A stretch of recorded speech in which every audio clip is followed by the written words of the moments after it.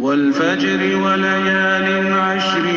والشفع والوتر والليل إذا يسر هل في ذلك قسم لذي حجر ألم تر كيف فعل ربك بعاد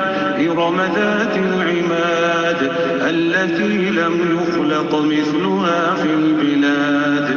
وثمود الذين جابوا الصخر بالواد وفرعون ذي الأوتاد الذين طغوا في البلاد فأكثروا فيها الفساد فصب عليهم ربك سوط عذاب إن ربك لبالمرصاد فأما الإنسان إذا ما ابتلاه ربه فأكرمه ونعمه فيقول ربي أكرمن وأما إذا ما ابتلاه فقدر عليه رزقه فيقول ربي أهانن كلا بل لا تكرمون اليتيم ولا تحاضون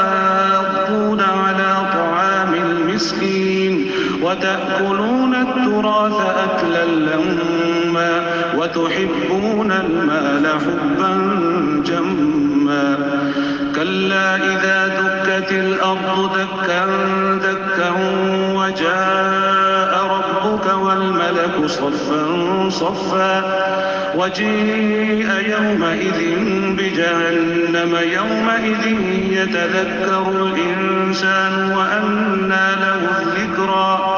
يقول يا ليتني قدمت لحياتي فيومئذ لا يعذب عذابه أحد ولا يوثق وثاقه أحد يا أيتها النفس المطمئنة ارجعي إلى ربك راضية مرضية فادخلي في عبادي وادخلي جنتي